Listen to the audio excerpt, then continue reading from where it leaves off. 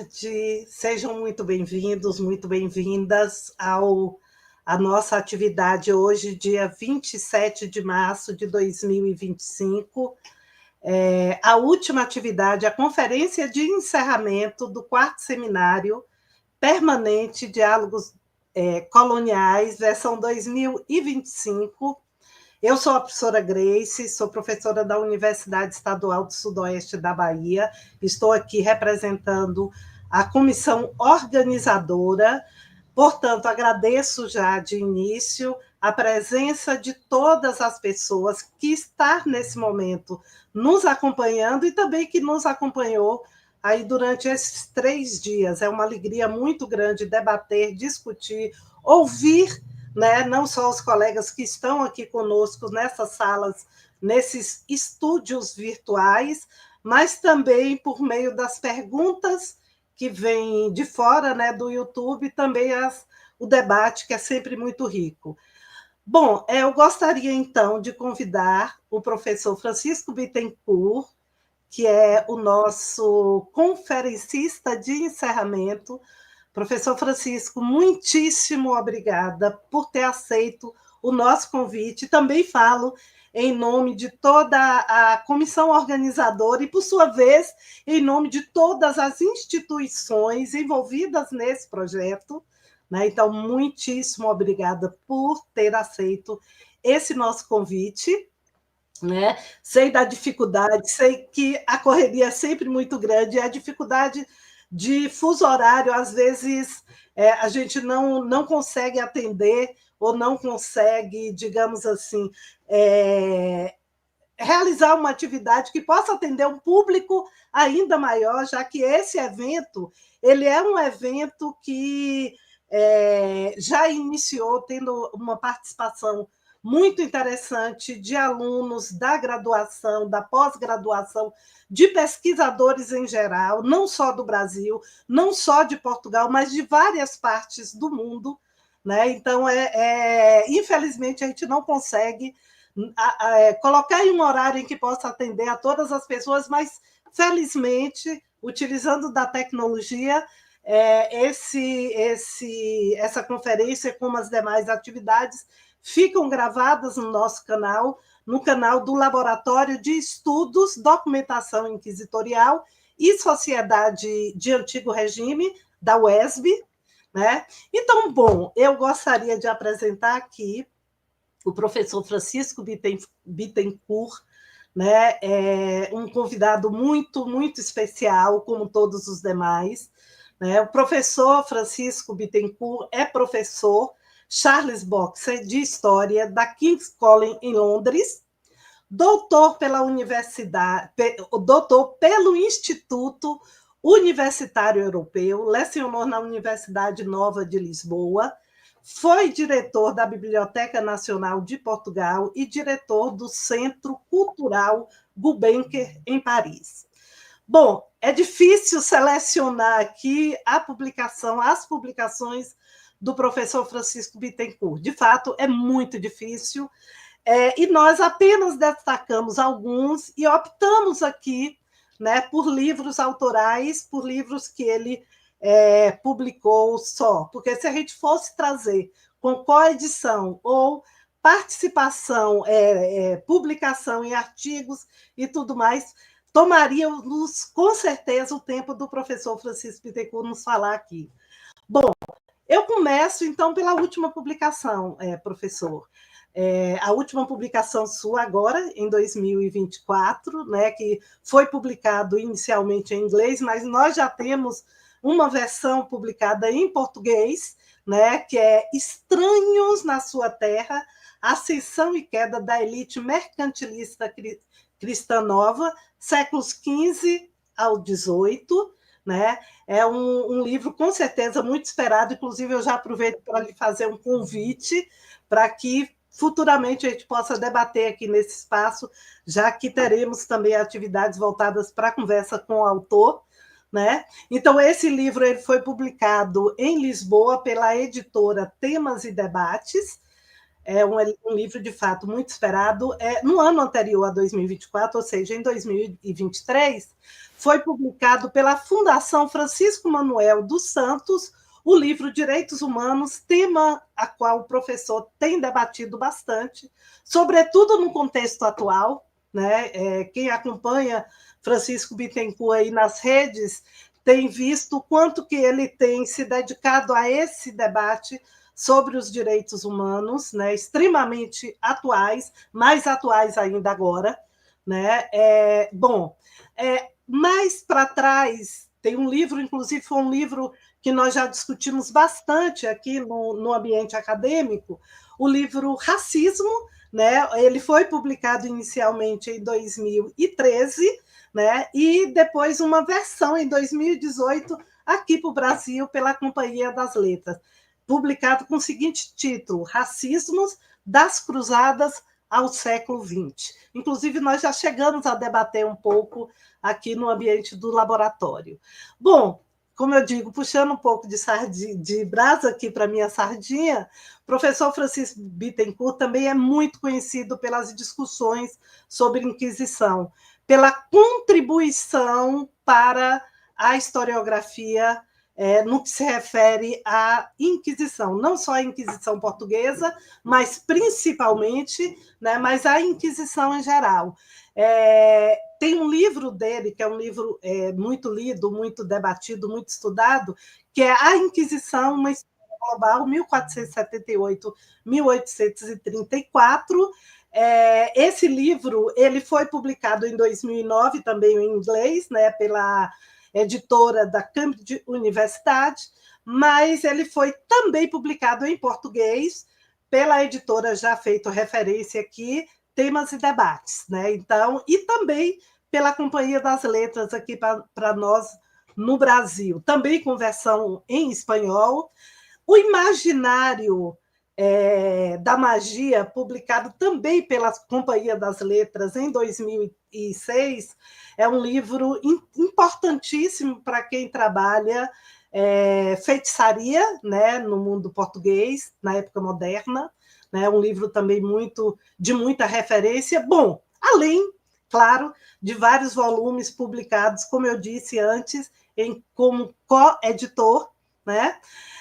Só completando aqui, porque eu acho que todos nós estamos interessados em ouvi-lo, eu gostaria de fazer referência aqui, professor Francisco Bittencourt, no Padrão do Descobrimento, em Lisboa, organizou uma exposição chamada Racismo e Cidadania, isso acontecido em 2017, para mostrar o quanto que esse debate dele vem de longas datas, né? Desenvolveu também um projeto, eu acho, continua desenvolvendo, sobre a história da desigualdade e dos direitos humanos. Bom, sem mais delongas, o professor Francisco Bittencourt, hoje, na nossa conferência de encerramento do Seminário Permanente Diálogos Coloniais, irá proferir uma conferência intitulada O Império Português em Perspectiva Comparada. Professor, mais uma vez, muitíssimo obrigada. Eu, então, deixo a sala, essa nossa sala virtual, com você. Muito obrigada. Eu é que agradeço o convite, que me honra. É um prazer para mim estar neste ambiente. Sei do trabalho que vocês têm desenvolvido e o envolvimento dos estudantes de graduação e pós-graduação. Não podia estar em melhor companhia. Eu tenho uma relação com o Brasil muito próxima e já enfim, de duas, três décadas. Pois estive em São Paulo várias vezes, estive noutras partes do Brasil, no Rio, estive em Belém e adoro a relação com as universidades brasileiras. Eu acho que há um nível intelectual que é muito bom e os alunos, os colegas e os estudantes são bastante ativos. E hoje em dia há uma troca, e enfim, o que vem do Brasil eu considero sempre que é de alto nível. Vou falar um pouco sobre o Império Português, numa perspectiva comparada, mas Começo por uma pergunta. Eu não vou ler o texto todo. E, ao fim de uns 15, 20 minutos vou parar, vamos ter perguntas. Se for necessário, eu falo um bocado mais, mas eu penso que o que está aqui nestes primeiros 15 minutos pode ser perfeitamente suficiente. E começo com uma pergunta. Podemos falar do Império Português de forma autónoma e vista de cima, como se tratasse de uma entidade autossuficiente, imune a trocas políticas, económicas e culturais com o mundo exterior, povos locais e outros impérios? Esta questão levanta o problema da tradição nacionalista dos séculos XIX e XX, que tem perpetuado uma visão descentralizada, colonial e autárquica, apenas interrompida pelos nacionalismos brasileiros brasileiro e africanos, que procuram encontrar formas específicas locais e regionais que certamente existiram, mas deveriam ser explicadas num contexto mais vasto. Proponho um itinerário de baixo para cima, que aborde diferentes configurações políticas e económicas num tempo longo, estribado na análise das populações trabalhadoras que fizeram o Império. O tráfico de escravos e a escravização são os dois eixos estruturais do Império Português. Dos 12 milhões e 600 mil africanos escravizados e transportados para as Américas de 1500 a 1860, cerca de 50% foram levados por portugueses e brasileiros. A estes números devemos acrescentar centenas de milhares transportados para o sul da Europa num pequeno mas constante fluxo até meados do século XVIII. A especialização no transporte atlântico beneficiou do duplo contrato do lado português da emissão, da produção deste transporte tremendo de pessoas escravizadas, e do lado espanhol da recepção deste transporte durante a União das Croas, bem como da presença dos contratadores cristãos novos de origem judaica nos centros financeiros de Sevilha e Lisboa, e também Amsterdão, e nos centros comerciais de Cachel, Luanda, Cartagena de Índias, Buenos Aires, Veracruz, Bahia e mais tarde Rio de Janeiro. A capacidade de montar vastas operações financeiras, incluindo contrabando, para pagar os contratos, foi combinada com a especialização em todos os aspectos da logística do trato, começando pela participação de linhagens luso-africanas nas feiras locais em África e no transporte do Interland, passando pelas modalidades de aquisição na costa e concluindo com a supervisão da carga na travessia do Atlântico. E hoje em dia nós temos uma série de investigadores a trabalhar em aspectos muito precisos de toda esta dinâmica baseada na escravização de africanos. Esta logística foi estudada por Henriqueta Vilar e desenvolvida por Luís Filipe de Alencastre, entre outros autores. As linhagens luso-africanas na África Ocidental foram estudadas por Inês Guarda, uma tese de doutoramento ainda não publicada, mas esta pista de investigação precisa de ser desenvolvida no caso de Angola para esclarecer o envolvimento étnico e interétnico de intermediários locais, na senda de Joseph Miller, Isabel Castro Henriques e, mais recentemente, Ruquinaldo Ferreira. As economias de escala do tráfico têm sido objeto da pesquisa de Manuel Florentino, Mariana Cândido e Maximiliano Mendes, entre outros autores. A extensão do tráfico de escravos por portugueses na Ásia resultou desta especialização no Atlântico e não pode ser ignorada, pois envolveu centenas de milhares de escravizados de Arakan, no atual Myanmar, e do sul das Filipinas, tendo suscitado protestos de autoridades na China e no Japão contra a prática ilegal de venda de pessoas a estrangeiros, sobretudo menores, colocados na posição de dependentes por dívidas familiares. Esta prática tem sido estudada por Lúcio de Souza, no caso do Japão, e mais recentemente por Rómulo E. Halt, neste caso no que diz respeito à reflexão teológica que o conflito com as autoridades locais suscitou. A circulação de escravos de origem asiática pelos impérios ibéricos, via Manila e Acapulco, ou via Macau e Goa, começa a ser conhecida, não só porque deixou traços nos processos da Inquisição, mas também porque a presença de asiáticos no México, por exemplo, tem sido alvo de diversos estudos. o livro recentemente editado por Ângela Barreto Xavier, Cristina Nogueira da Silva e Michel Cayenne, Slave Subjectivities in the Iberian Worlds, contém uma quantidade significativa de estudos sobre o lado asiático, dando uma resposta ao excelente livro de Tatiana Seijas, Asian Slaves in Colonial Mexico. A visão do comércio bipolar por portugueses e brasileiros entre a costa ocidental de África e as Américas, corretamente sugerido por Luís Filipe de Alencastro, tem vindo a ser matizada por diversos historiadores, particularmente Maximiliano Mendes, o qual chama a atenção para a inclusão de capitais do centro do Império no trato e também capitais ingleses e outros capitais. Importa considerar o período em questão, pois o papel de Lisboa é importante durante a celebração dos contratos com a Espanha também, contratos com Portugal e com a Espanha, renovada, este período de celebração de contratos renovado nos anos de 1690 com a Companhia de Cabo Verde e Cachel, mas interrompida em 1701 com a Guerra da Sucessão de Espanha e a emergência das companhias francesas.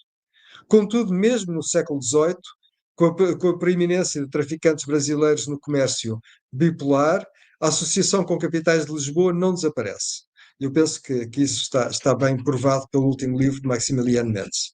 Entretanto, a parte da América Espanhola na recepção de escravizados africanos, transportados em navios portugueses e brasileiros, está a ser reavaliada, pois as estimativas baseadas na base de dados Slave Trade Voyages eram demasiado baixas. Esta situação está finalmente revista em alta num livro sobre o Asiento, o contrato de tráfico de escravos com a Espanha, que será publicado no próximo ano pelo Abril. Eu fiz a review do livro há 2 semanas e é um excelente livro. Portanto, temos de estar atentos à saída do livro porque altera completamente a visão que se tem do tráfico de escravos com a Espanha. A importância da mão de obra escravizada foi demonstrada na economia das plantações brasileiras pelos trabalhos de Stuart Schwartz e Cátia Queiroz Matoso. O conhecimento técnico dos africanos em matéria de exploração aurífera, agricultura, nomeadamente plantação de arroz, artesanato e serviços, está bem estudado, não só no caso do Brasil, mas também do sul de Portugal, nomeadamente no Val do Sado. A cultura material de africanos escravizados e livres tem atraído cada vez mais a atenção, dada a capacidade de produção de instrumentos, cerâmica, cestos ou têxteis, que envolvia a reutilização e adaptação do vestuário, de forma por vezes extremamente engenhosa, inspirada pelas práticas sofisticadas de origem. Vanicleia Silva Santos tem-se destacado nesta área de investigação. Sabemos hoje como noutras partes da América Latina e das Caraíbas se verificaram extraordinárias produções de tecido por pessoas de origem africana, como a renda de casca de árvore chamada legata na Jamaica. E isto foi uma coisa que eu só tropecei com esta, com o que os ingleses e os americanos chamam de lace bark, ou uma renda que é feita com os filamentos do interior do tronco desta árvore, legata na Jamaica, que foi produzido durante todo o período anterior à colonização e durante a colonização, e recentemente em Cambridge vi uma exposição, a semana passada vi uma exposição onde a Jacqueline Bishop, uma artista jamaicana que trabalha e é professora na New York University, ela fez uma camisa deste material, e eu só muito recentemente me dei conta da importância disto. Esta árvore só existe na Jamaica, no Haiti e numa outra ilha das Caraíbas. Sabemos igualmente como o vestuário usado por africanas e africanos no Brasil podia ser extremamente colorido, de forma a exprimir maneiras de ser e personalidades fortes. Eu penso que a parte do vestuário precisa ainda de investigação e de mais conhecimento. As leis sumptuárias portuguesas fornecem um enorme material de reflexão sobre limitação de despesas e exclusão de seda, por exemplo, do uso de não nobres.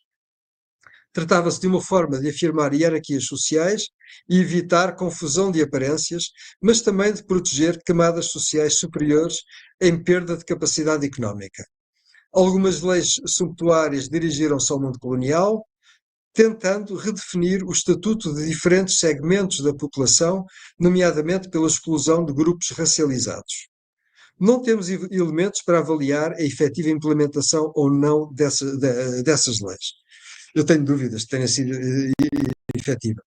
Contudo, dispomos da polémica suscitada pela última lei sumptuária de 1749, que mostra a dinâmica irresistível do mundo colonial, neste caso do Brasil. Trata-se da lei sumptuária mais extensa, que visa explicitamente a exclusão do uso de determinados tecidos e formas de vestuário mais ricos por parte de mulatos e negros. A lei provocou um imediato protesto por parte dos mercadores envolvidos na Mesa do Bem Comum do Comércio, uma instituição associativa e integrada na monarquia, reguladora. É uma instituição reguladora que funcionava igualmente como instância de resolução de conflitos.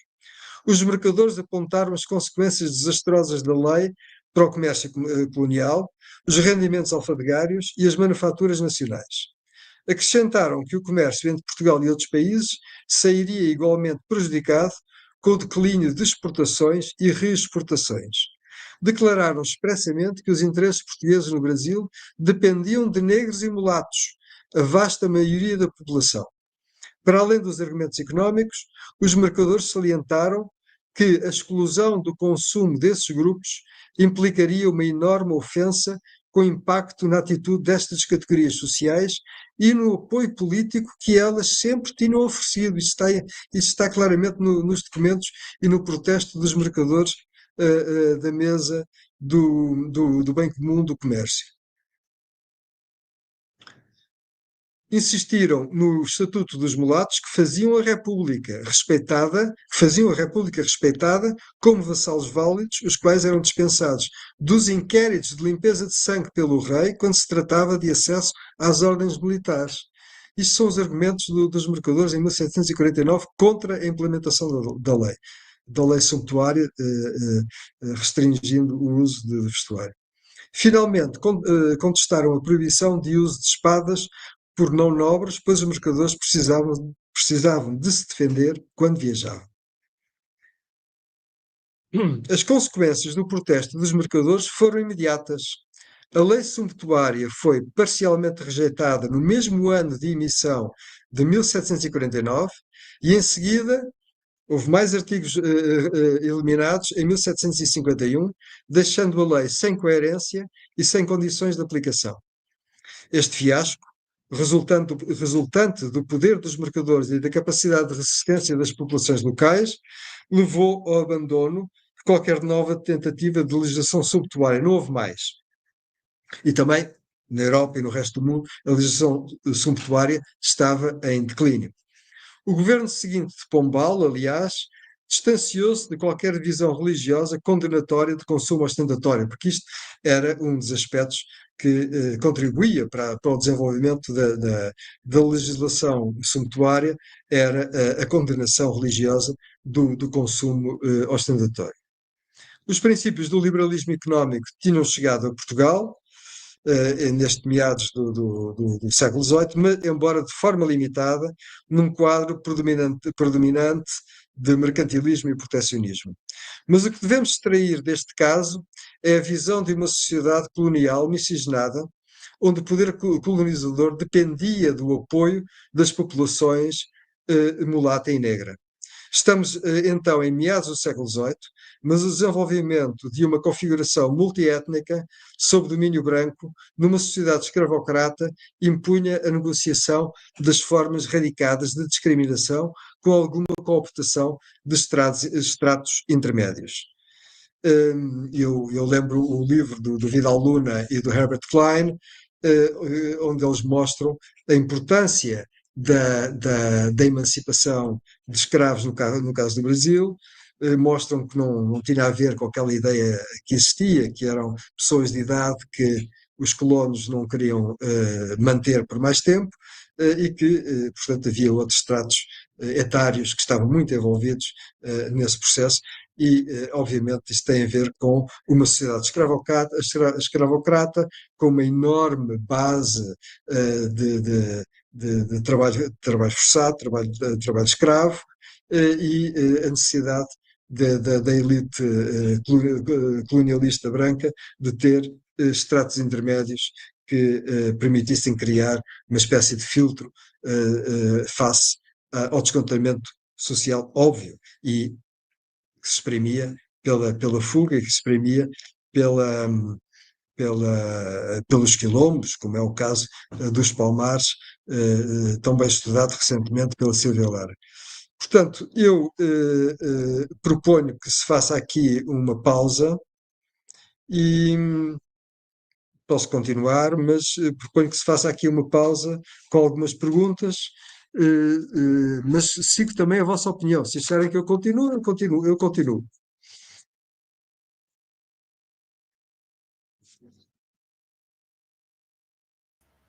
Desculpa, microfone. Você que veja o que é melhor. Perguntas nós já temos aqui, inclusive minhas, embora não as escrevi aqui no chat, mas já tenho. Mas se você preferir terminar o seu raciocínio e a gente abrir, pode ser também. O tempo aqui é tranquilo para isso. O que é que Está você bem. prefere? Então Continua? eu continuo mais um bocadinho nesse caso. Pronto. Hum, O caso brasileiro encontra-se no extremo de um leque de configurações sociais que passa pelo domínio de portos e interland. Eu dirijo-me mais agora ao problema da configuração social, que é mais complicada do que, enfim, como tem vindo a ser discutido. Portanto, o caso brasileiro encontra-se no extremo de um leque de configurações sociais que passa pelo domínio de portos e interland de dimensões várias na Ásia, enclaves em África e vastos territórios coloniais nas Américas.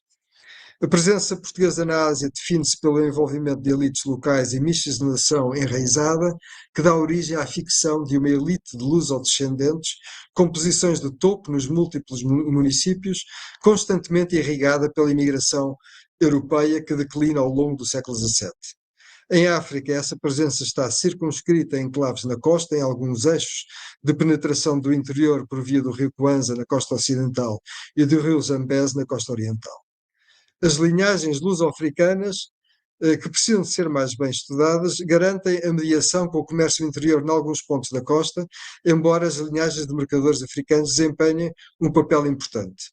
Os principais portos, como Cacheu, agora estudado por Toby Green, é um livro que está para sair, demonstram uma predominância de população livre africana que deve ser mais bem estudada. E eu lembro que Isabel Castro Henriques, por exemplo, insistiu muito nesta importância da circulação da população livre africana. Charles Boxer já tinha mostrado a importância dos municípios e das misericórdias como os dois pilares do Império Português. No Atlântico, os municípios eram geridos por elites miscigenadas.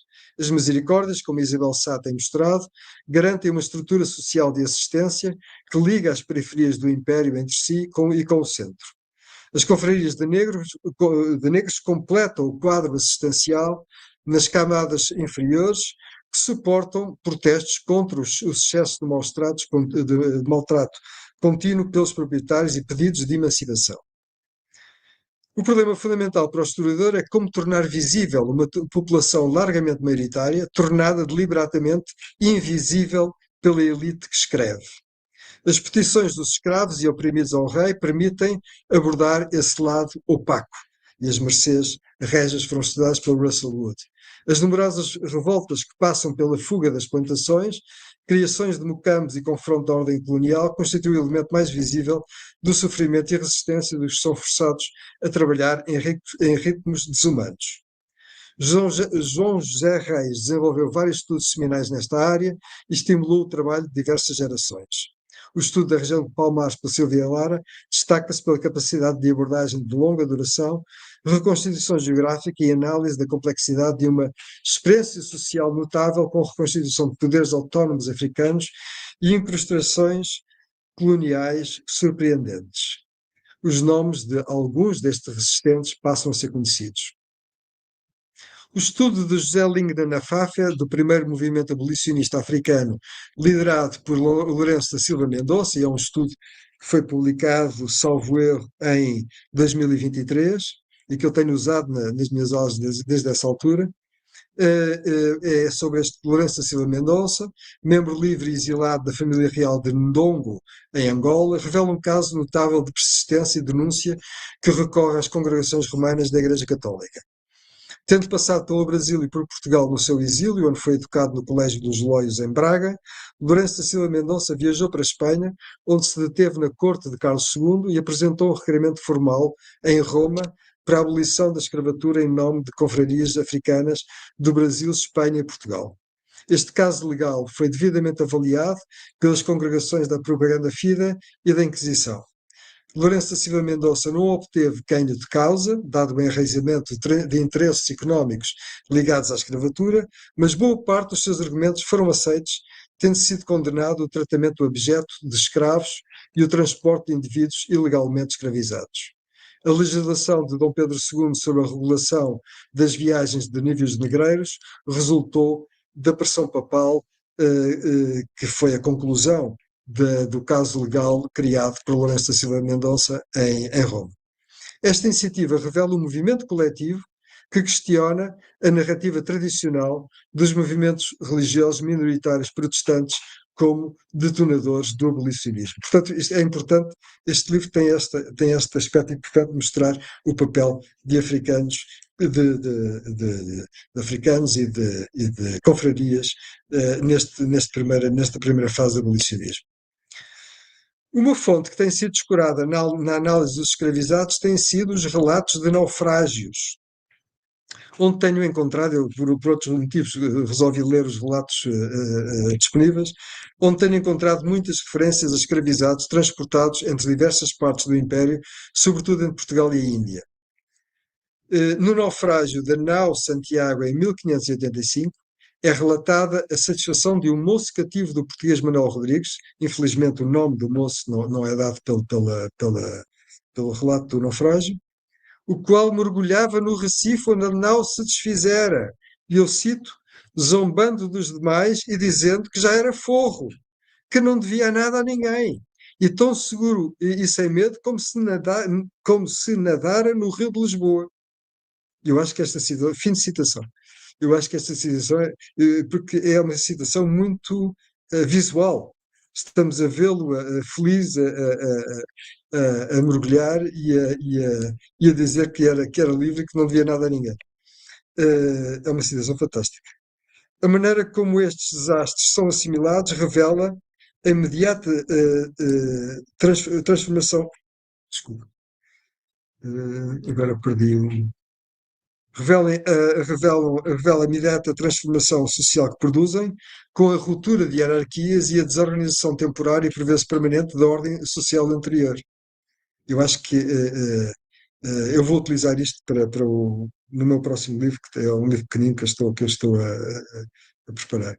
A microsociabilidade dos navios faz parte da realidade colonial e tem a vantagem de revelar mudanças sociais súbitas provocadas por desastres naturais.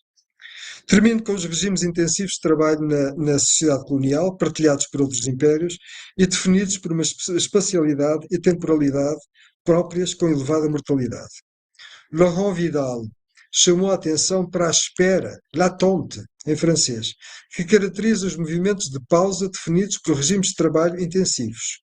Antes e depois da colheita, a espera dos navios e dos períodos de carga e de descarga nos portos, os lugares de passagem de recolha nos processos de mobilidade forçada, como no caso do tráfico de escravos, muito mais fragmentário do que se supõe, isto é, havia uma série de pessoas que traziam escravos para a costa, muitos dos escravos eram adquiridos, mas não eram adquiridos pela mesma pessoa, havia uma série de pessoas envolvidas no tráfico, portanto é uma coisa muito mais fragmentária.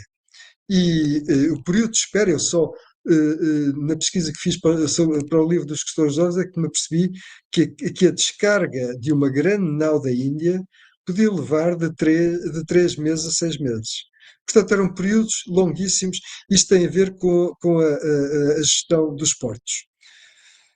Laurent Vidal integrou igualmente a noção de lazer e a recusa de populações indígenas alheias à noção de lucro em participar em regimes de trabalhos intensivos. De volta aos navios, podemos calcular uma tripulação variável de 20 a 150 marinheiros e soldados em 200 navios de dimensão variável, envolvidos em viagens interregionais e oceânicas, no caso do Império Português. Estou a dizer, em cada ano haveria mais ou menos este número.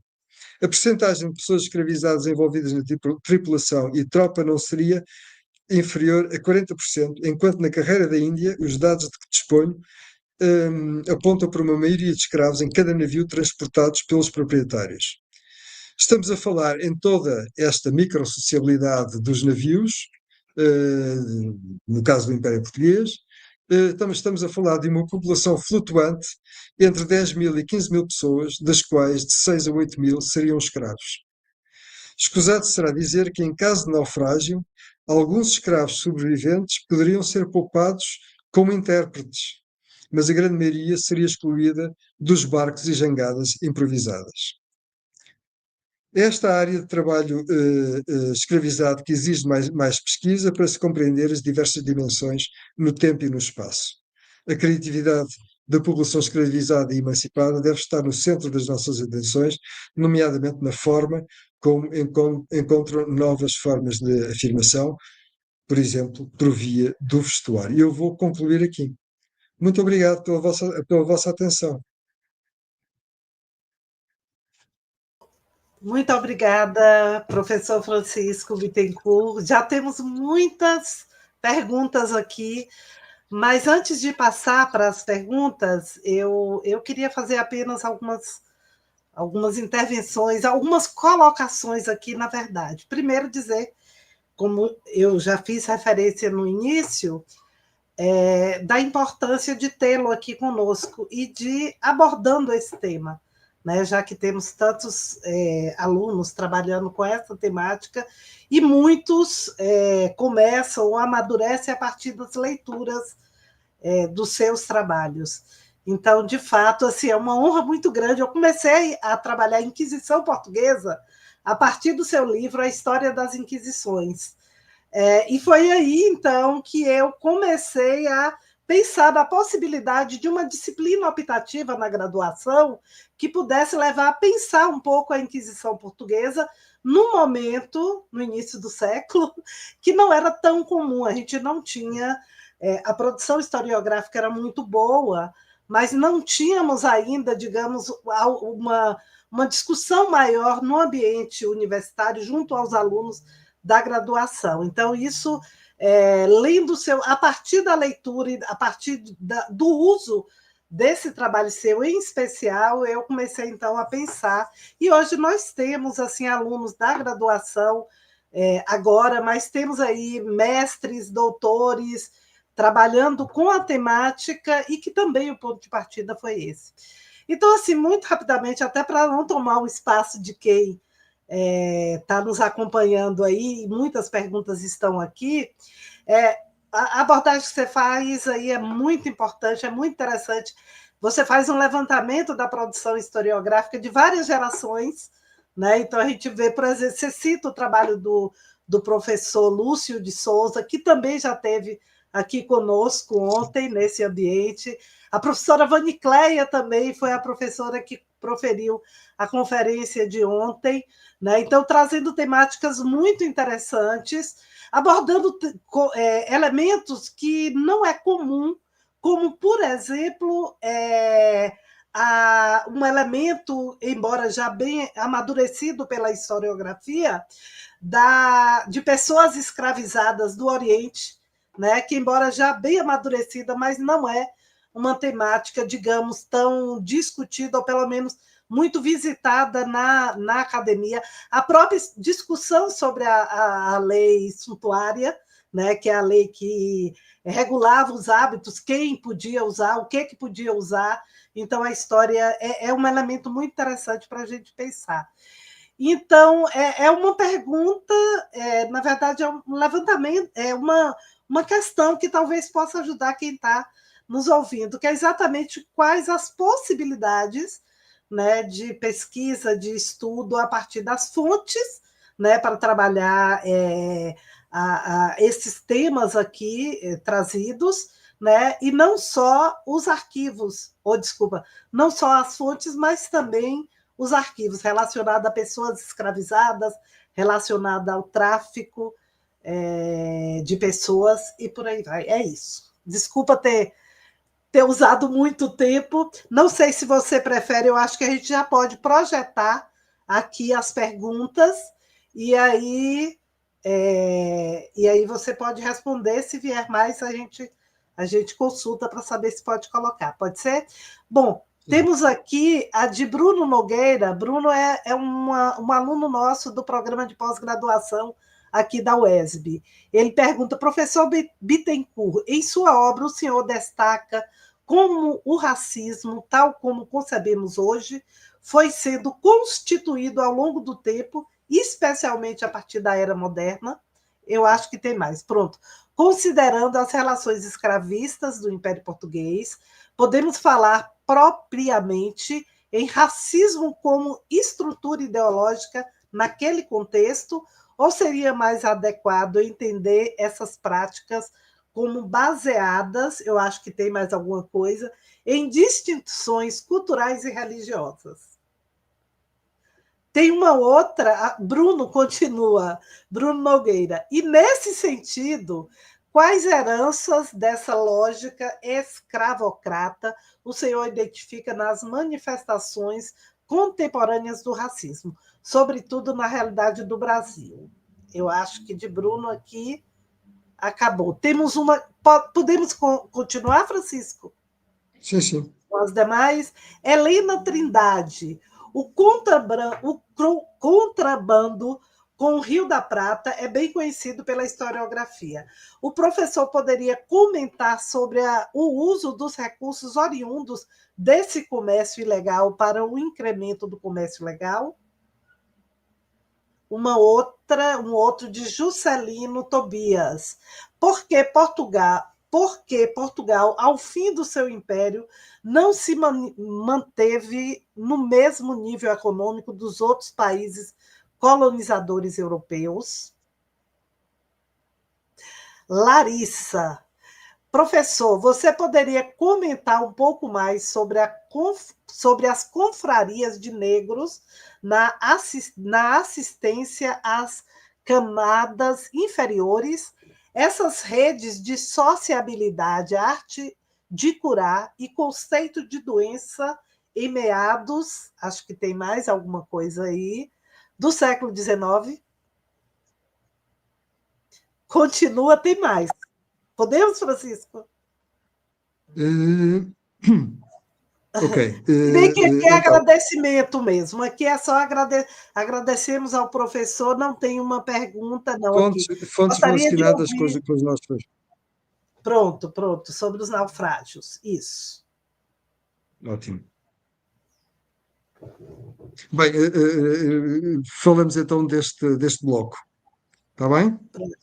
Ok. Ok. Possibilidades de pesquisa a partir de fontes. Bem, eu acho que os arquivos são bem conhecidos e eu acho que os investigadores brasileiros têm trabalhado muito bem nos arquivos do Brasil e nos arquivos de Portugal. Houve também a Operação Resgate, mas depois da Operação Resgate, este último livro de Maximiliano Mendes que eu acabei de ler, é um livro que se baseia muito também em arquivos, no Arquivo Histórico Ultramarino e noutros arquivos portugueses também. Portanto, esses estão conhecidos.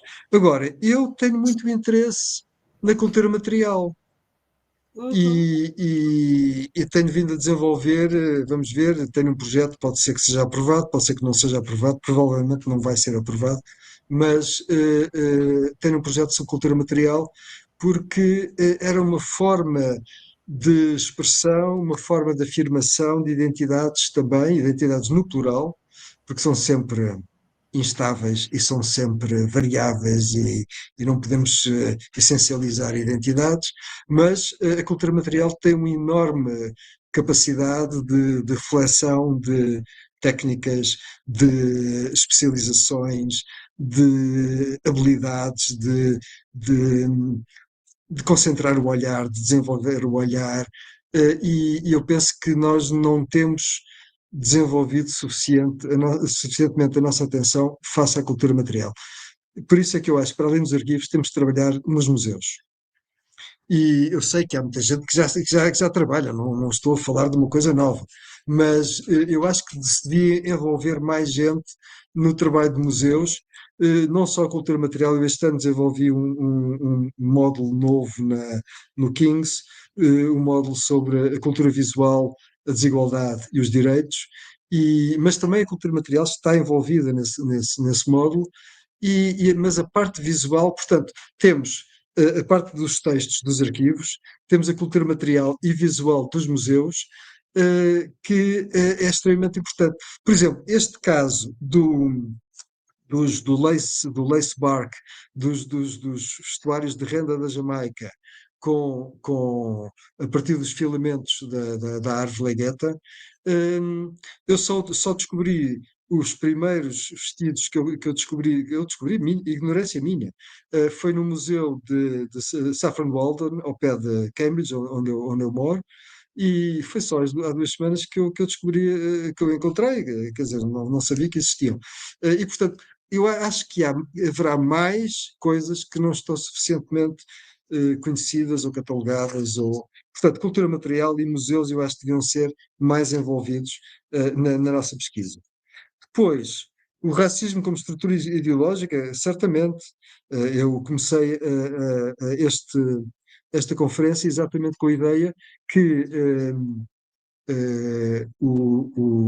escravização, que está ligada ao racismo, escravização e tráfico de escravos são os dois eixos estruturantes do Império Português. E do ponto de vista ideológico, é evidente que o racismo, hum, a tese que eu desenvolvo, o racismo tem a ver com preconceitos étnicos, preconceitos de descendência étnica combinados com ação discriminatória.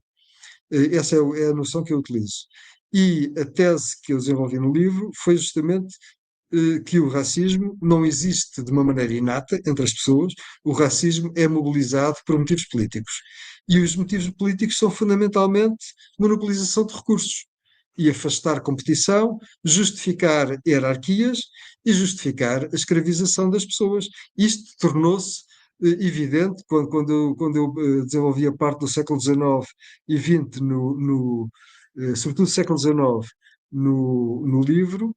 É evidente que todas as teorias das raças que serviam e alimentavam o racismo foram usadas no sul dos Estados Unidos para justificar a perpetuação da, da escravatura, e depois isto tem um lastro, isto é, quando acaba a abolição hoje em dia está muito bem estudada pelo Fabian Closa, pela May Ryan, enfim, continua a haver uma série de estudos sobre a abolição, mostrando que não houve um momento de abolicionismo, foi um processo muito longo, foi um processo que deixou uma série de traços e cujas consequências ainda estamos hoje em dia a digerir.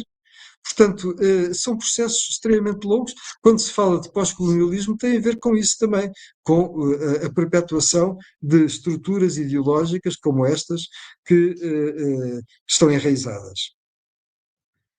Hum, o contrabando e o comércio ilegal têm toda a razão, e tem vindo a ser mais estudado esta ligação entre comércio ilegal e contrabando, porque se nós olharmos para os dados financeiros do tráfico de escravos, perguntamos-nos como é que eles mantiveram o comércio, como é que mantiveram o negócio, digamos assim. É muito triste e muito cru. Como é que mantiveram aquele negócio sem uma grande margem de lucro? A margem de lucro era obtida fundamentalmente pelo contrabando. E isso começa a estar mais bem estudado, e eu discuto muito isso com a minha amiga e colega Cátia Antunes de Leiden, que também está envolvida em todos estes processos, portanto ela está envolvida nesta publicação do novo livro sobre o assento, e, e discutimos também isto. Os países hum, os países colonizados, porque é que Portugal saiu numa posição inferior aos outros países colonizadores? Isto foi. hum, Há vários motivos que têm vindo a ser discutidos historicamente, e é uma discussão que já vem desde o século XIX, mas há um artigo interessante do Jaime Reis, Nuno Palma e Leonor Freire Costa, sobre o. Eu agora não tenho o título de cor na cabeça, mas é sobre o impacto das colónias no rendimento nacional português. E eles mostram que as colónias tiveram impacto ao nível de 20%, ao longo dos três, enfim, em média, ao longo dos 3 séculos, do século XVI ao final do século XVIII. Isto é muito acima do impacto do mundo colonial nos outros países europeus. Portanto, os outros países europeus variam entre 5% e 15%, Portugal está no topo. Mas apesar disso, devido ao facto também dos metais preciosos não ficarem em Portugal, o ouro que veio do Brasil foi direto para a Inglaterra, assim como a prata que foi da América Espanhola para a Espanha, acabou no Banco de França. Portanto, temos situações em que potências coloniais funcionaram mais como plataformas, funcionaram mais como estruturas intermédias, e quem acabou por beneficiar são as potências que desenvolviam uma manufatura mais significativa e, com o desenvolvimento da indústria, acabaram por obter muito mais os dividendos de toda esta exploração colonial. Hum, as confrarias foram muito bem estudadas pelo Kai Bosky e ele contribuiu muito bem para um dos volumes, para 2 volumes que eu publiquei sobre aqueles 5 volumes que eu organizei com o Kirti Choudhury sobre a história da expansão portuguesa. E o Caio já tinha estudos sobre as confrarias, também fez 2 capítulos sobre a Igreja e inclui também as confrarias. No livro agora do Lingua na Fafa, ele chama a atenção para o papel das confrarias do Brasil, de Portugal e de Espanha no caso legal criado pelo Lourenço da Silva Mendonça em Roma, no sentido de ser abolido o tráfico de escravos e ser abolida a escravatura. Portanto, as confrarias são extremamente importantes, pois criam uma estrutura assistencial, criam meios, inclusive, para o pagamento, em alguns casos, da emancipação dos escravos, suportam as petições dos escravos, criam condições técnicas para que haja escrita, para que haja suporte de petições de escravos, inclusive ao rei português. Portanto, as confrarias têm uma série de estamos a falar de um outro nível, quando o Boxer falava dos municípios e das misericórdias. As misericórdias são uma espécie de confraria de elite suportada pelo rei, mas que tem nobres e não nobres, e as misericórdias tiveram um papel fundamental, a Isabel Sá mostrou, de gestão de heranças, de transferência de heranças, daqueles que morriam no Oriente ou daqueles que morriam no Brasil. Portanto, as misericórdias desempenham um papel fundamental em toda esta transferência de capitais e também do lado da assistência. As fontes relacionadas com os naufrágios. Aqui está alguma coisa que toda a gente fala da história trágica marítima, e eu devo dizer algumas coisas bem feitas. Não estou aqui a destruir o que foi feito anteriormente, mas eu não tenho. Como é que eu hei de dizer? Eu acho que há muito mais trabalho a fazer. Não me sinto satisfeito, acho que houve estudos bons e que lançaram uma boa base, mas acho que é uma área onde se podia trabalhar melhor.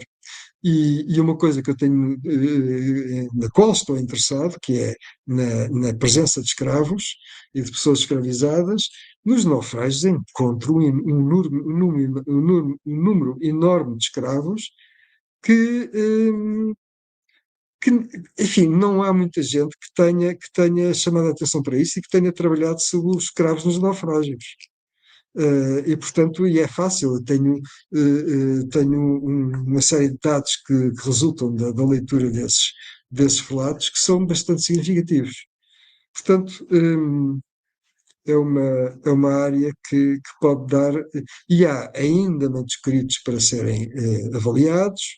Houve um manuscrito publicado em 2007, se não me engano, por Maria da Glória Santana? Não, Maria Santana Paula. E é também Maria da Glória e Santana Paula. E é um excelente manuscrito, e ela trabalhou bem, aliás, a tese de doutoramento era justamente sobre os naufrágios, e ela avançou bastante com o trabalho nessa área, mas eu penso que ainda há alguma coisa a fazer.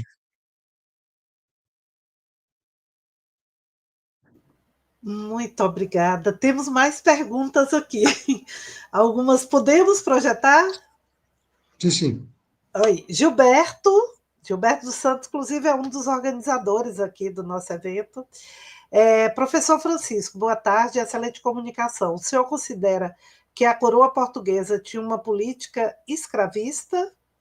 Vamos passar as outras também, né? Bom, é a mesma. Ah, não, é outra? O senhor. Não, e o tráfico negreiro, é isso, completando, né? A próxima, por favor. Glauco, professor, a participação dos governadores coloniais no comércio vedada pela coroa portuguesa. Há impacto dessa atuação no contrabando a ponto de se caracterizar corrupção no sistema administrativo? Posso ver outra vez a pergunta? Volta, por favor.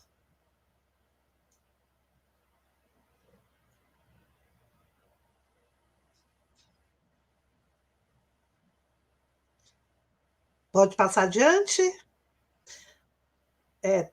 Acho que é a última, né? Não, não tem mais. Não, não tem. Só tem comentários. Ok.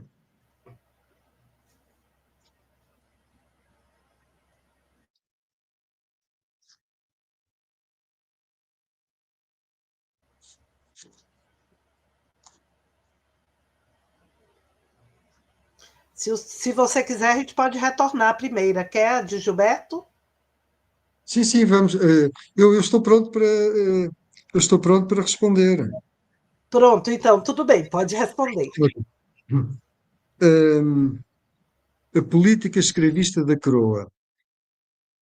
Não há possibilidade de tráfico de escravos, de sistema escravagista criado em torno das plantações e uma presença difusa de escravos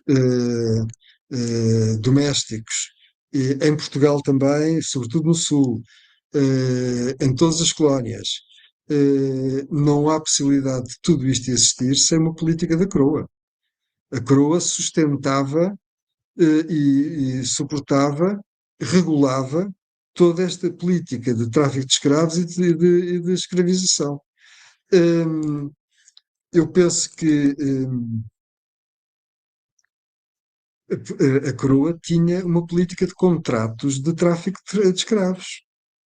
Portanto, estava mais do que regulado do ponto de vista legislativo. A intervenção da coroa era clara desde o princípio. E procurou sempre assumir uma posição cimeira em toda esta regulação do tráfico de escravos. É preciso dizer que os contratos, e a coroa sabia disso perfeitamente, os contratos, eu estudo isso neste último livro sobre dos cristãos novos, porque os cristãos novos no século XVI e nas primeiras décadas do século XVII estão perfeitamente envolvidos em todo o tráfico e eram contratadores financeiros e também do assento dos escravos da coroa espanhola. Portanto, para o contrato com a coroa espanhola, eles precisavam de dar garantias de pagamento, porque o contrato era muito valioso, e em alguns casos, aí eu agora perdi a imagem, deve estar em alguns, toquei, toquei em algum sítio e perdi a imagem. Não. Vocês estão a ver, não? Estamos lhe vendo e Está bem. ouvindo bem. E Eu é ouvindo que bem. perdi, eu é que perdi, toquei em algum sítio e perdi a imagem, mas já recupero. Portanto, o que eu dizia é que o pagamento do contrato envolvia enormes quantias, a coroa espanhola exigia garantias a todos os níveis e, e a operação financeira ligada a estes contratos do assento de tráfico de escravos envolviam por vezes, eu estudei um caso para este livro, dos professores novos, envolviam por vezes milhares de pessoas, literalmente. E os governadores, isto está ligado, portanto, não só a coroa tinha uma política escravista, como a coroa, eu cito muito no livro do racismo o David Goldberg, a coroa era um Estado racial.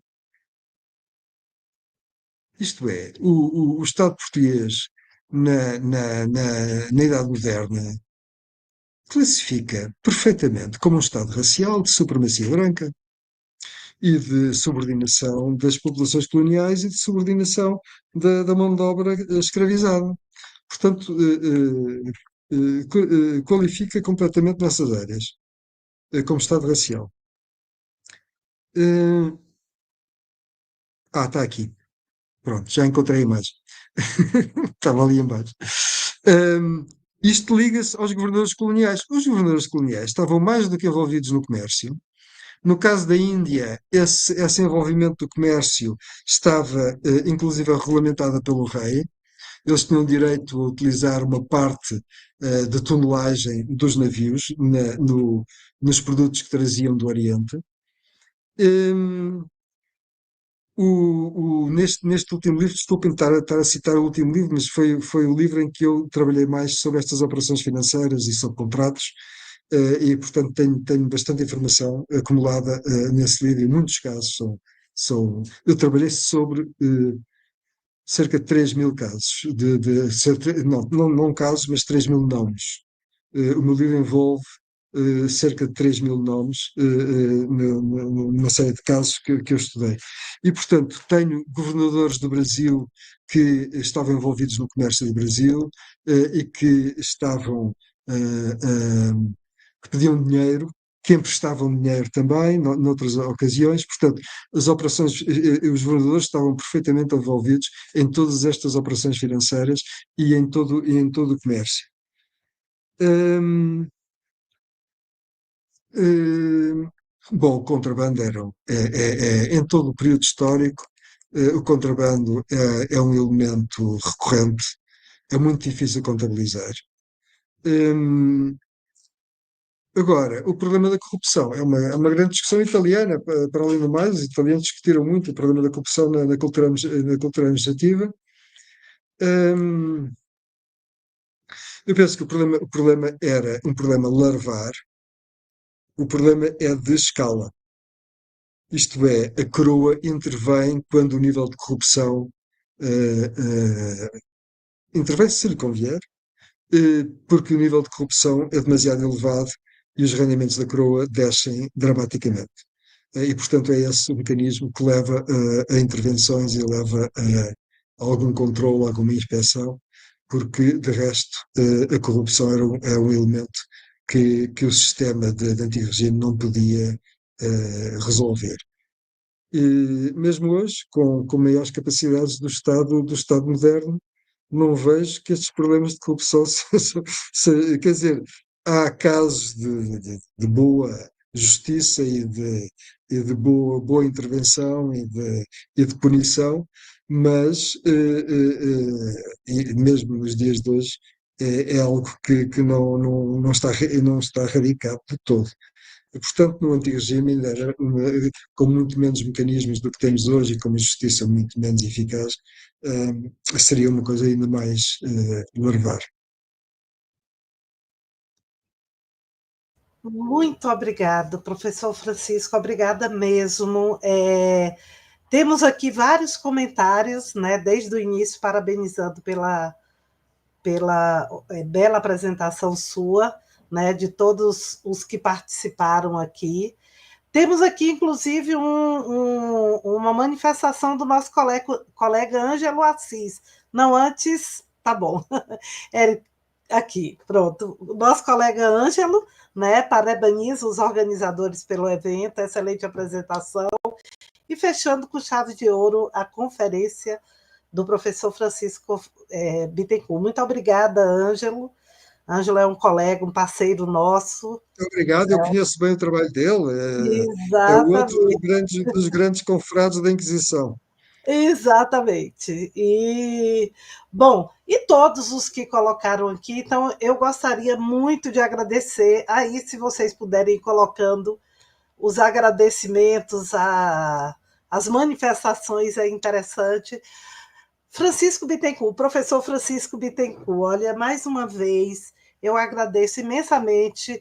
De fato, o Ângelo fechou, comentou, o comentário dele fechou o nosso evento com chave de ouro, né? Começamos dia 26, com conferências e mesas, foram assim, muito, muito, muito interessantes, com boas visitas, muitas perguntas, né? E assim, eu não tenho dúvida que daqui, de todas, inclusive da sua fala, que agora saia questionamentos, interrogações e possibilidades de pesquisa.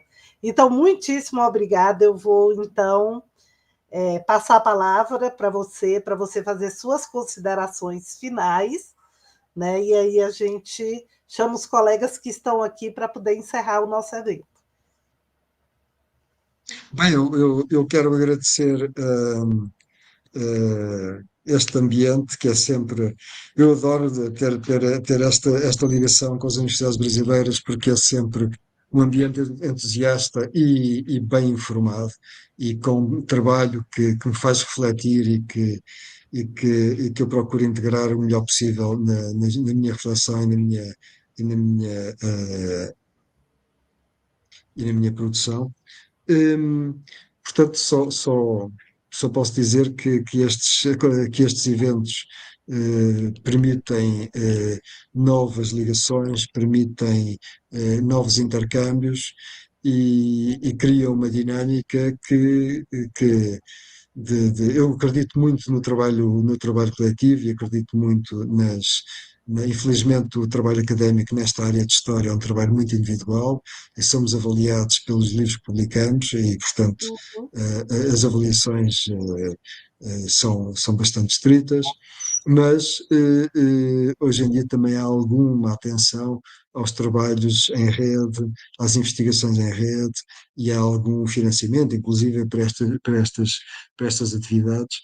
Eu penso que eu, por exemplo, estou muito interessado, se este meu projeto agora não for para a frente, eu poderia estar interessado em montar uma rede de investigação sobre cultura material que permitisse alargar essa área. Portanto, mas estou também aberto a outras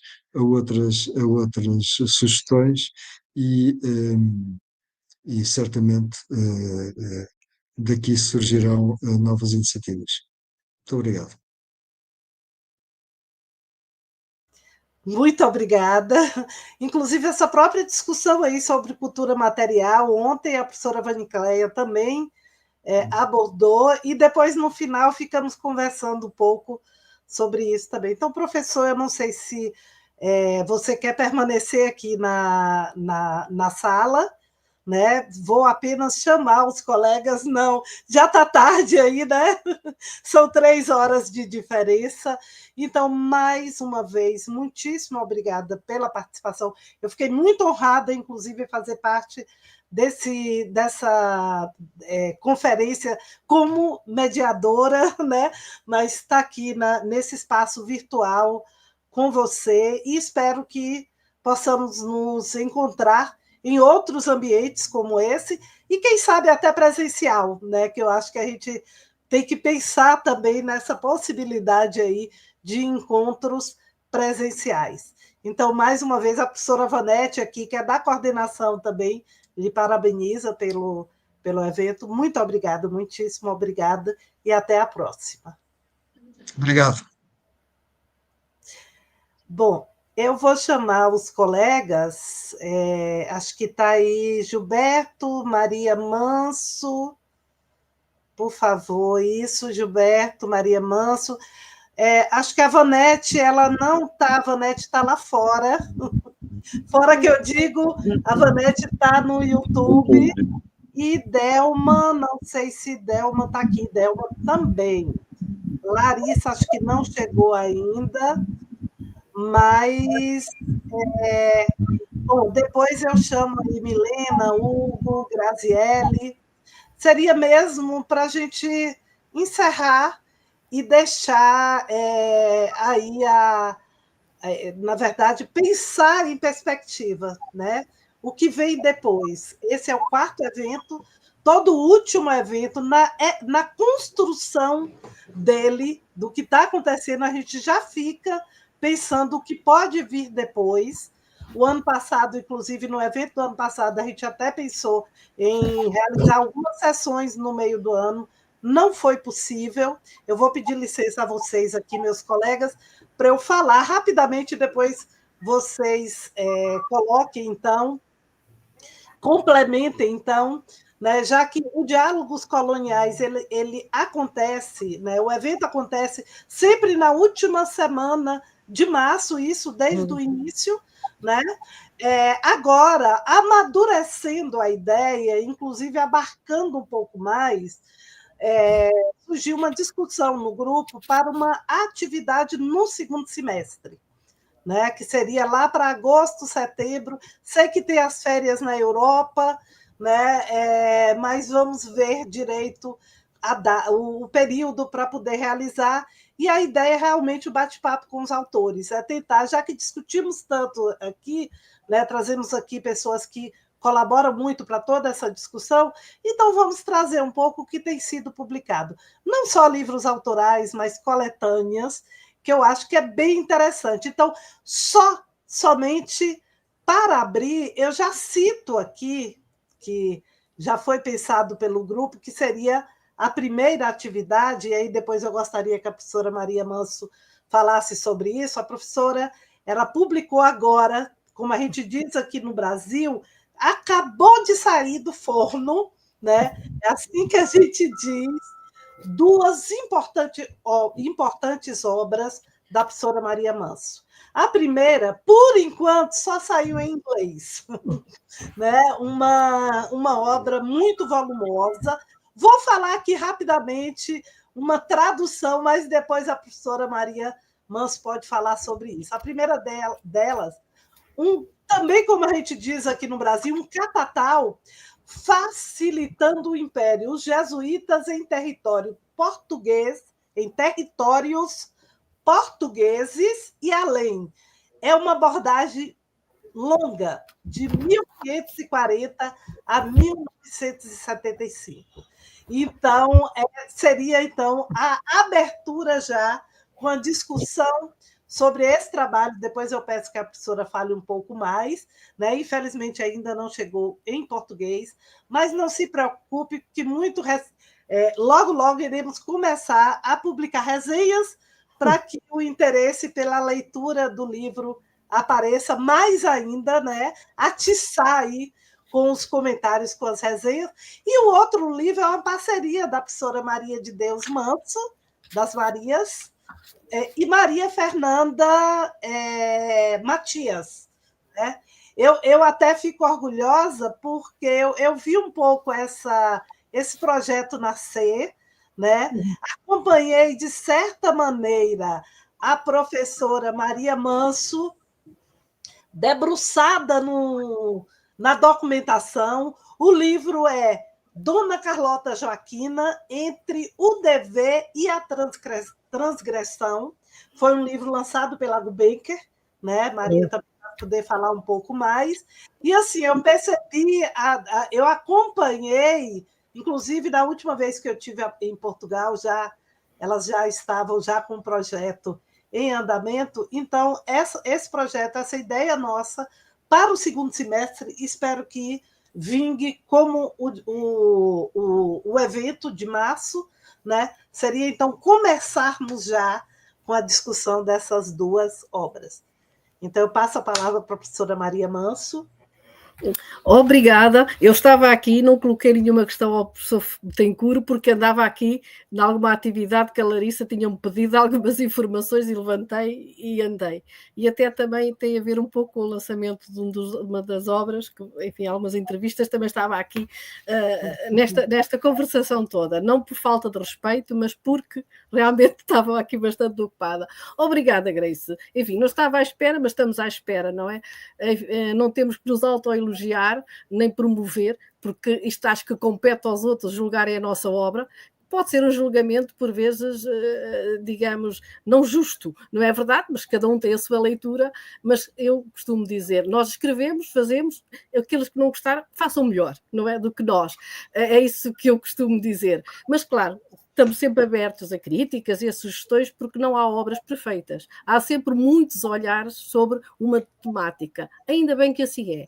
E qualquer uma destas obras são matérias muito polémicas, são figuras muito polémicas. A Companhia de Jesus talvez tenha sido a ordem mais controversa da história de Portugal. Eu não digo só da história de Portugal, porque ela não esteve só ligada a Portugal. E a Carlota Joaquina, também sabemos como é que a historiografia tem tratado esta rainha, tanto do ponto de vista da escrita como também do cinema, e até das peças de teatro. Sempre uma rainha muito ridicularizada, uma megera, enfim, tudo o que há de negativo.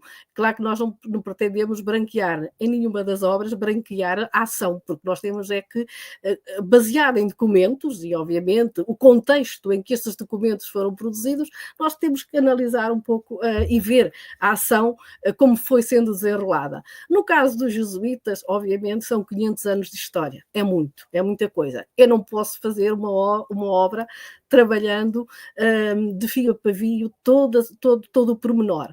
É uma obra que é construída na base da história conectada, da história global, percebermos como é que esta ordem religiosa, para mim, e quem estuda o Império Português sabe, foi um pilar fundamental na construção do Império Português. Pelo menos durante a Idade Moderna, ela vai ultrapassar esse período, foi extinta por Pombal, sim, mas renasceu, voltou a ser extinta, voltou a renascer e, obviamente, hoje estão aqui. Então, ainda existem. Uma vez no Japão perguntavam, mas eles ainda existem? Sim, a Companhia de Jesus ainda existe, não foi morta, continua ativa, obviamente com outro papel, não com este, porque também já não temos império, evidentemente. Mas foi construída com base neste. E quando eu digo, e a Grace estava a falar no império e para além de, tem a ver como é que ela atuou no chamado Império Formal, aquele que a coroa portuguesa controlava e aquele império que ela também ajudou a construir, mas ela estendeu-se para além do Império Português, para regiões onde o Império Português não chegava, ou pelo menos formalmente não administrava. E eles eram, de alguma maneira, a continuação desse império, que permitiam que o Império Português possa, e construiu esse tal império formal e informal, muito longe, portanto, e que fazia, e digamos assim, também acabava por levar os interesses da coroa, também estendia esses interesses da coroa. Por isso é que eu digo facilitar o império, facilitar uma presença. Isto, enfim, de forma muito geral. Depois abordo toda esta questão, eu creio que isso também já tem sido trabalhada, mas toda a polémica em torno da restauração da Companhia de Jesus, depois de Pombal, onde ela foi, quais os monarcas na Europa que acolheram a ordem, porque ela foi extinta, mas não significa que tenha sido completamente, isto é, completamente triturada, saída, digamos. Ela permaneceu em outras partes da Europa, foi nomeadamente para a Rússia, que a aproveitou para a renovação do seu projeto educacional e educativo. Aquilo que o Pombal aqui acusava, a Rússia entendeu que ela seria a ordem capaz, digamos, de trazer essa prosperidade e essa renovação. E depois, enfim, toda a polémica também ainda que se passa no liberalismo, também acaba por abordar um pouco isso, nomeadamente a Carlota Joaquina, sem eu pensar, ela tenta que a ordem venha e durante algum tempo ainda reabilitou a ordem, mas depois com o fim da questão do Dom Miguel, o fim do Dom Miguel, portanto a ordem acabou também por sair e depois veio com o Estado Novo, enfim, toda essa polémica, digamos assim, e termino depois da Revolução dos Cravos, não é? 74, vou um bocadinho um ano mais, porque também para vermos como é que 74 olhou para a ordem, porque novamente a ordem volta a ter problemas com o Estado. Enfim, é um pouco esta polémica que eu quis trabalhar. No caso da Carlota Joaquina, é mesmo isso, é uma leitura que nós fizemos, porque tínhamos um projeto e posso dizer um projeto que com o realizador, que era para fazer transferência de acordo para o Brasil. O projeto, por enquanto, ainda não avançou e nós entendemos que fizemos uma investigação, uma leitura, tínhamos material para poder dar uma outra leitura da Carlota Joaquina. E foi isso que aconteceu. Vermos como é que esta figura foi tratada enfim, e certamente agora faz os 250 anos do seu nascimento, agora em abril, que ela nasceu a 25 de abril, reparem a coincidência, nasceu no dia 25 de abril, portanto faria 250 anos, portanto acabámos por dar e ver o que é que tem sido escrita, retirando um pouco, não é branquear a de Carlota, que não é isso que nós pretendemos, mas sobretudo ler aquilo que foi produzido, ler as cartas, não encontramos, infelizmente não encontramos documentação nova, mas fomos ler a documentação que foi produzida tanto por ela, as cartas que ela publicou e que ela escreveu e trocadas entre ela e Dom João VI e também muitos relatos que ficaram desta época, fomos ler, analisá-los e tentar compreender esta personagem tão controversa. O projeto político, essencialmente, o projeto político, não estou a julgá-lo bom ou mau, não é isso que nos interessou, mas o projeto, aquilo que ela tinha como uma mulher, que na altura sabemos como a mulher estava sobretudo confinada ao espaço privado, nós sabemos que ela é uma rainha consorte, evidentemente, mas a vontade que ela tinha de intervir politicamente. Não estou a dizer que o projeto seja bom, mas a vontade que ela tinha de intrometer-se e liderar todo este processo muito complicado em Portugal, que foram as invasões francesas, não é? E, portanto, como ela reagiu perante toda esta complexidade em que a coroa portuguesa, digamos assim, se encontrava. Não só a coroa portuguesa, nomeadamente também a espanhola, que se encontrava com o mesmo problema. E tivemos a preocupação, porque também são trabalhos feitos, é verdade, vermos, por exemplo, qual era a biblioteca da própria rainha, que livros é que ela linha, que tinha, isto já há uma tese de doutoramento feito sobre esta temática, e também fomos ver, digamos, a formação, não só enquanto princesa, mas depois também o que ela continuou a ler, que livros, e porque há quem veja na Carlota Joaquina uma precursora do feminismo, isto porque muito pouco se fala, mas ela conhecia aquilo, as mudanças que se passavam na Europa. Enfim, tentámos dar um pouco assim esta visão, enfim, desconstruído esse lado negro, essa megera, digamos, essa conspiradora, que é assim que ela aparece, da Dona Carlota Joaquina. Da Dona ou da Carlota Joaquina, que ela é uma das poucas rainhas que normalmente a gente, quando se refere a ela, não fala em Dona Carlota Joaquina. Normalmente é Carlota Joaquina, com todo o desprezo que o nome, digamos assim, pode acarretar. E porque falamos de outras rainhas, não conseguimos falar delas se não acrescentarmos o Dona. E a Carlota não se acrescenta normalmente a Dona Carlota Joaquina. E pronto, não sei se alguma coisa mais que queiram perguntar, mas penso que sobre isto, enfim, é muito pouco e também não estava à espera agora. Foi assim um bocado de surpresa, mas é um pouco Eu acho que a gente pode deixar para a primeira sessão do debate, da discussão com o autor. Claro, e como eu digo, aberta a críticas, porque os livros têm defeitos, todos têm, e, portanto, certamente que há outros olhares, não é? Verdade, verdade.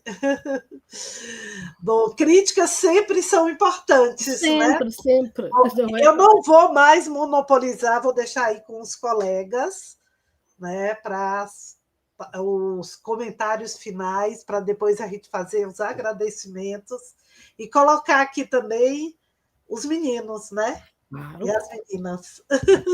Acho que Andrew não entrou aí, Andrew está fora. Mas se pudesse entrar, Andrew, seria interessante. Pronto, vai lá. Idelma, Larissa, Gilberto. Bom, primeiramente eu gostaria de agradecer aos colegas, né, a essa equipe que a gente está há alguns anos trabalhando junto, né? Então, o meu agradecimento aqui à Grace, a Lara, né, Larissa, Gilberto, a Maria, o Rodrigo e a Vanete. Assim, a gente está junto esse tempo todo e a gente está construindo, está aprendendo, né? E tem esses desafios que a gente traz. Agradecer os monitores, né? Grazi, Hugo e Milena, né, que esteve acompanhando e segurando a gente assim e nos bastidores, que é é super importante segurar a sala, colocar tudo certinho, foi tudo perfeito com eles. E agradecer ao público, né? Ao público que já é fiel, que está com a gente. Percebi aqui que muitas pessoas estão com a gente desde o início, nos acompanhando, né? Tem algumas pessoas, inclusive, que enviam mensagem: vai ter esse ano, vai começar quando? E assim a gente começa a divulgar. E aí, assim, a gente percebeu um público, apesar de não estar todo mundo com seus afazeres, mas o público ele vem crescendo, né, nas nossas páginas, e fazer o convite para curtir aí a página do Ledzar, porque nós temos outros projetos, outras atividades, não só do Diálogos Coloniais, como Grace acabou de falar, mas também outras atividades que o Ledzar acaba transmitindo, né, de outros projetos que a gente desenvolve também. E parabenizar a Maria pela publicação, né, as publicações, e falar também que na época que ela estava na pesquisa, né, tanto ela como a Maria Fernanda Matias, a gente sentava, conversava, eu estava em Portugal também na época, e, assim, achei o projeto bem interessante e amava participar dos diálogos. Nesses debates eu aprendi muito e estou, assim, super curiosa para pegar o livro e ler, viu, Maria? Parabéns e deixa, assim, o meu abraço para Maria Fernanda Matias. E é isso, vou deixar a palavra para os colegas, né? E, sim, outra coisa, só que eu gostaria de enfatizar, agradecer aqui o pessoal da economia, da arqueologia, da sociologia, da geografia e das outras áreas, assim, que não só de historiadores que passaram por aqui, que esteve acompanhando a gente, e agradecer aos nossos conferencistas, palestrantes, as mesas que foram, assim, excelentes, né? Assim como Maria, às vezes a gente nem está participando, fazendo perguntas, porque a gente está por aqui, né? Acompanhando de outra forma. Mas só tenho a agradecer.